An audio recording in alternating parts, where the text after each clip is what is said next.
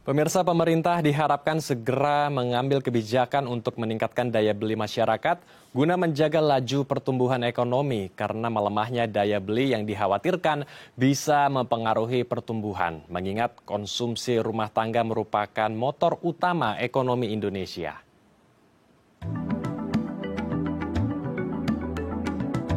Indonesia kembali alami deflasi selama 5 bulan beruntun sejak Mei hingga September 2024. Badan Pusat Statistik melaporkan indeks harga konsumen pada September 2024 mencatat deflasi sebesar 0,12% secara bulanan.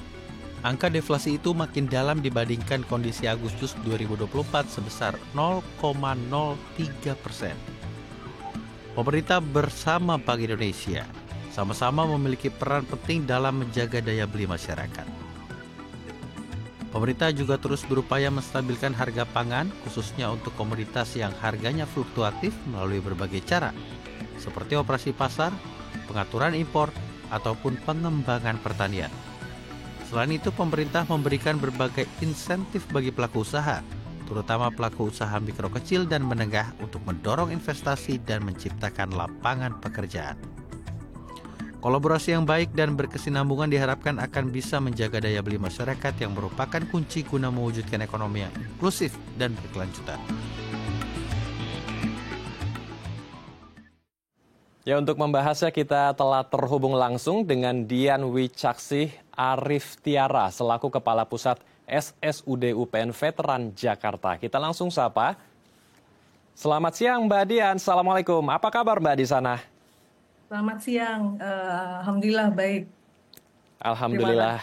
Ya, baik. Kita langsung saja membahas tentang daya beli masyarakat kita yang menurun. Saya ingin masuk ke deflasi yang telah terjadi dari akhir tahun lalu, sudah 5 bulan, bahkan sampai sekarang masih sepertinya deflasi ya. Ini kalau Mbak Dian sendiri melihatnya seperti apa? Karena pemerintah mengeluarkan statement bahwa deflasi ini baik karena bisa menjaga harga, bisa menjaga inflasi ya. Tetapi apakah sebetulnya ini justru buruk ya? Ada simptom negatif yang seharusnya kita waspadai? Ya, baik. Terima kasih. Ya, jadi memang umumnya masyarakat orang Indonesia itu menganggap bahwa deflasi itu positif karena deflasi ini kan kondisi di mana harga barang dan jasa secara umum mengalami penurunan. Nah, namun kalau ini terjadi secara terus-menerus, ini akan berdampak bahaya sebetulnya bagi perekonomian secara keseluruhan. Nah, penyebab kenapa kok Indonesia sejak Mei tadi ya dikatakan mengalami deflasi, ya kita tahu ya terjadi perlambatan ekonomi global begitu ya, permintaan dari global turun begitu. Nah, kemudian lemahnya permintaan ini, maka industri di dalam negeri juga mandek atau tidak bertumbuh begitu ya. Produsen mengurangi produksi. Kalau produsen mengurangi produksi, maka tidak ada income gitu ya. Nah, deflasi juga disebabkan oleh daya beli yang lemah. Nah, ini juga tadi disampaikan banyak faktor yang mempengaruhi. Yang pertama subsidi gitu ya, penghapusan subsidi begitu. Kemudian di aspek pajak juga mempengaruhi daya beli masyarakat. Nah, balik lagi tadi ketika harga barang turun, maka kemampuan produsen untuk memproduksi juga akan terbatas sehingga akhirnya industri ini tidak bisa berkembang seperti itu. Nah, baik, jadi ada banyak faktor ya, dan hal ini terjadi deflasi bukan karena jumlah pasokan komoditi kita yang semakin banyak begitu, tetapi daya beli kita yang melemah ya. Betul. Oke, lalu tadi sudah disebutkan ada subsidi yang tidak merata dan juga pajak. Apakah itu dan PPN ya, pajak-pajak PPN 11% dan kemudian yang kemarin mau naik ke 12% tetapi sepertinya tidak jadi. Ini juga menjadi penyebabkah Mbak Dian sehingga daya beli kita makin melemah ke sini? Tentu ya, jadi kenapa daya beli masyarakat turun? Karena salah satunya adalah beban pajak yang dirasakan oleh masyarakat. utamanya adalah masyarakat-masyarakat yang rentan gitu ya, yang sektor informal, kemudian masyarakat yang berpenghasilan rendah, begitu ya, UMKM seperti itu. Nah, tentu saja pajak ini merupakan beban tersendiri bagi masyarakat sehingga sebetulnya PPN yang naik yang direncanakan akan naik 12% dan memang kalau kita lihat sekarang sudah memang naik ya, tapi ini langkah yang betul karena artinya maksudnya begini, memang pada saat itu PPN direncanakan naik. Nah, tapi kan aplikasinya hanya barang mewah saja ya. PPN kenaikannya saat ini tarifnya progresif. Nah, barang kebutuhan pokok saya memantau masih tetap ya 11%. Nah, hanya barang-barang mewah yang naik jadi 12%. Nah, kalau PPN ini dinaikkan tentu saja beban dari masyarakat meningkat begitu ya, seperti itu. Selain PPN, kemudian melemahnya daya beli kita juga apakah disebabkan dari kenaikan UMP kita yang tidak sebanding dengan harga-harga kebutuhan pokok ya? Karena warga kita banyak yang mengerem nih Mbak Dian untuk belanja di sektor tersier dan sekunder karena uang mereka hanya cukup untuk mengedepankan hal-hal yang primer terlebih dulu sehingga tersier sekunder menjadi hal yang belakangan karena balik lagi UMP mereka tidak bisa mencukupi sehingga daya beli kita makin melemah.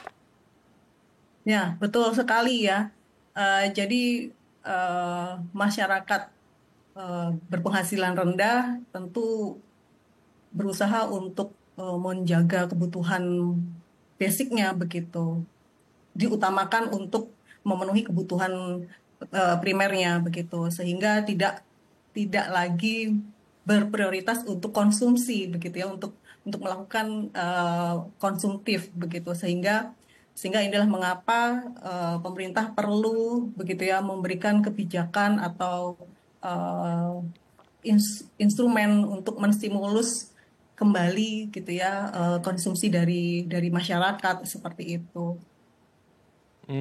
Oke, stimulus juga harus diberikan ya. Kemudian sektor lainnya juga yang masih terjadi hingga saat ini adalah layoff atau PHK ya, pemutus hubungan kerja yang masif sekali di industri tekstil dan juga sektor real lainnya. Ini jugakah yang menyebabkan daya beli kita menurun dan apa yang menyebabkan PHK hingga saat ini masih terjadi? Apakah after effect dari pandemi dan perang yang sampai saat ini belum selesai bisa membuat PHK terjadi di sektor industri kita?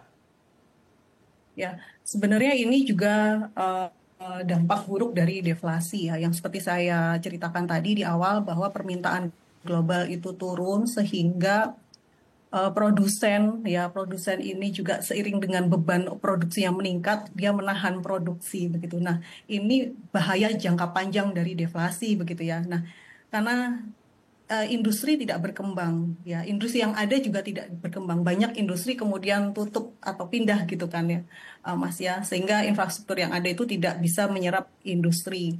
Nah kemudian karena industrinya tidak berkembang maka kesempatan kerjanya juga terbatas, terjadilah PHK seperti itu. Nah ini yang juga memperburuk ya keadaan seperti itu.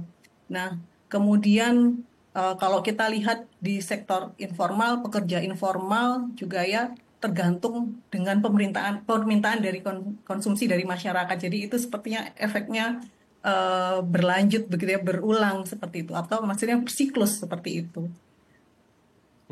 Oke. Ini berkesinambungan ya. Jadi Ya, ketika daya beli lemah, kemudian permintaan juga berkurang sehingga banyak industri-industri yang akhirnya melakukan layoff atau PHK kepada karyawannya ya. Oke.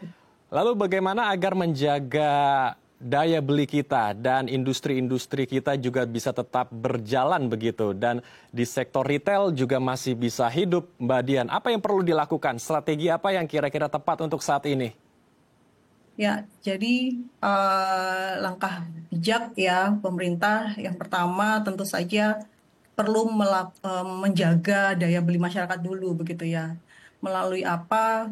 Eh, Pertama bisa dari kebijakan fiskal yang proaktif begitu. Nah, melalui apa kebijakan fiskal yang proaktif yaitu pertama subsidi langsung itu masih perlu begitu ya.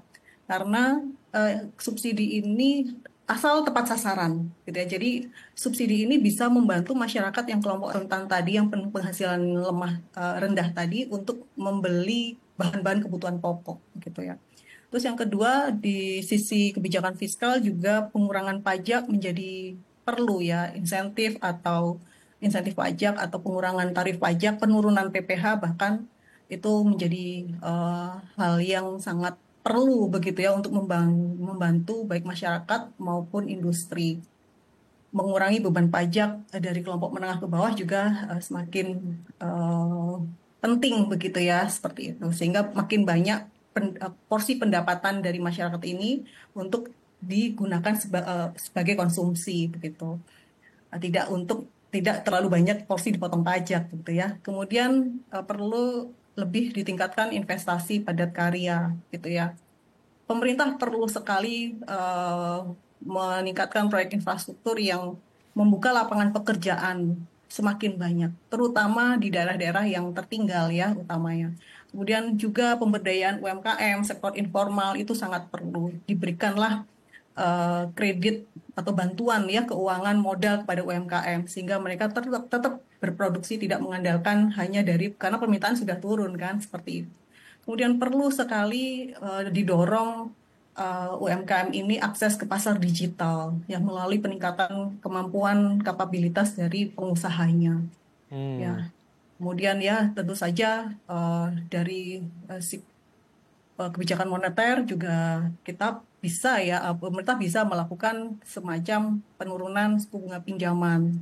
Kemudian meningkatkan akses masyarakat ke bisnis atau kredit konsumsi dan investasi itu juga bisa dilakukan oleh pemerintah. Seperti Baik. itu kurang lebihnya ya. Baik, Mbak Dian, menarik sekali perbincangan kita. Kita akan lanjutkan namun usai jeda ya.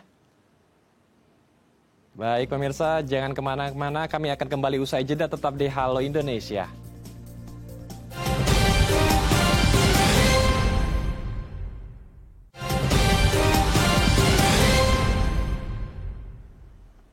Terima kasih pemirsa, Anda masih bersama kami di Halo Indonesia. Kita akan lanjutkan diskusi hangat kita bersama dengan Dian Wicaksi, selaku Kepala Pusat SSUD UPN Veteran Jakarta. Mbak Dian, kita lanjutkan diskusi kita membahas tentang daya beli kita yang melemah di tahun 2025 ini. Tadi sudah banyak sekali disinggung di segmen sebelumnya berbagai macam penyebab melemahnya daya beli kita. Tetapi kalau kita membahas sedikit di lapangan pekerjaan ya, karena banyak yang terkena layoff di tahun ini, di awal tahun, bahkan di tahun 2024 ada ratusan ribu warga kita yang terkena PHK di sana. Kalau dari Mbak Dian sendiri, dari kacamata Mbak Dian, sebetulnya seperti apa sih Mbak proses yang harus dibangun oleh pemerintah kita untuk menghadirkan lapangan pekerjaan bagi warga kita yang terkena layoff atau PHK? Karena mereka untuk mencukupi kebutuhan sehari-hari saja sudah sulit ya. Apalagi ingin belanja di tersier dan sekunder, Mbak. Apa sebetulnya, seperti apa yang cocok pekerjaan yang dihadirkan untuk warga kita yang terkena PHK dan pinjaman yang seperti apa yang harus diberikan agar mereka juga bisa survive ya, atau bisa berusaha kembali menjadi seorang pelaku UMKM misalnya? Ya, betul ya. Kenapa kok layoff tadi ya? Karena memang industrinya tidak berjalan begitu. Nah, lalu apa yang harus dilakukan pemerintah? Tentu saja harus meningkatkan investasi pada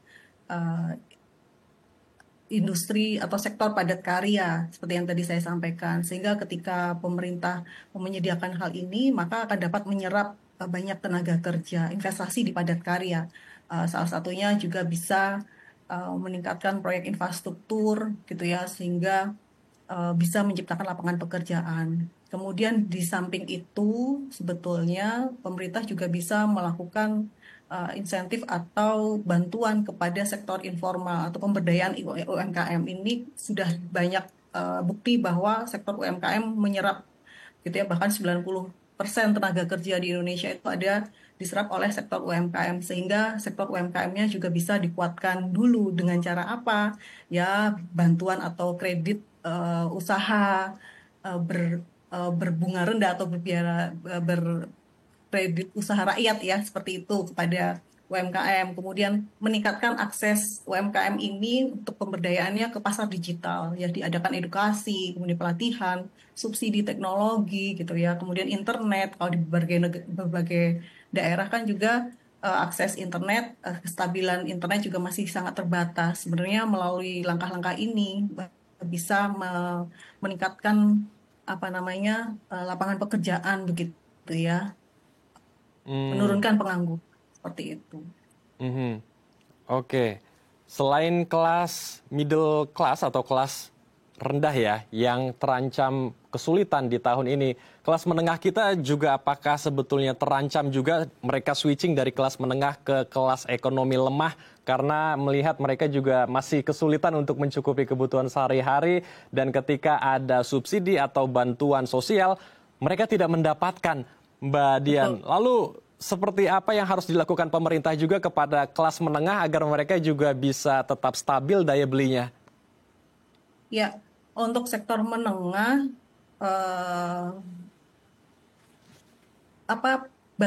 yang bisa dilakukan oleh pemerintah adalah meningkatkan take home pay ya, seperti itu. Jadi ketika take home pay-nya semakin besar, maka kesempatan bagi para masyarakat yang berpenghasilan menengah ini untuk konsumsi itu semakin besar gitu. Kita pernah mengalami ini ya pada saat di pandemi kemarin, bahwa salah satu insentif kebijakan fiskal untuk menyelamatkan dampak pandemi itu adalah melakukan kebijakan PPH ditanggung oleh pemerintah begitu. Intinya adalah kebijakan di sektor perpajakan, pengenaan PPH yang rendah kepada masyarakat berpenghasilan menengah ini sangat membantu, seperti itu. Baik. Terakhir, apa pesan Mbak Dian bagi warga kita yang saat ini mungkin sedang kesulitan untuk menjaga ekonomi mereka dan harapan dengan pemerintah juga apa agar ekonomi kita bisa terus berkembang seperti targetnya 8%, Mbak Dian? Ya, bagi masyarakat tentu saja kita masih menyesuaikan ya kemampuan pendapatan kita dengan konsumsi ya, menahan untuk investasi dulu begitu ya, kalau ini bagi masyarakat menengah dan ke bawah. Artinya memang kita sesuaikan saja lah, realistis saja seperti itu ya, dan tentu saja bisa juga dari menggali potensi pendapatan yang lain seperti itu. Nah, kemudian harapan kepada pemerintah saat ini tentu saja lebih banyak meningkatkan kebijakan ekonomi yang pro rakyat. Ya, orientasinya tentu saja ke keberlanjutan. Melalui apa? Yang pertama, melalui stimulasi fiskal, moneter, yang terukur begitu ya capaiannya, sehingga dapat menjaga daya beli dan investasi. Kemudian transparansi anggaran itu penting ya. Meningkatkan kepercayaan publik itu juga penting. Kemudian fokus ke pembangunan inklusif itu juga dapat dilakukan untuk memastikan bahwa pembangunan ini mengena ke seluruh masyarakat, terutama kelompok rentan begitu, sehingga mereka juga dapat menerima manfaat dari pertumbuhan ekonomi. Baik, kita harapkan pemerintah memberikan perhatian lebih kepada kelas middle dan lower ya, agar daya beli warga kita bisa tetap terjaga. Terima kasih Mbak Dian telah bergabung bersama kami di Halo Indonesia. Assalamualaikum, salam sehat Mbak Dian. Mas Andrew, terima kasih. Pemirsa, usai jeda kita akan melihat inovasi peneliti cilik yang mengelola limbah masker. Informasinya usai jeda, tetap di Halo Indonesia.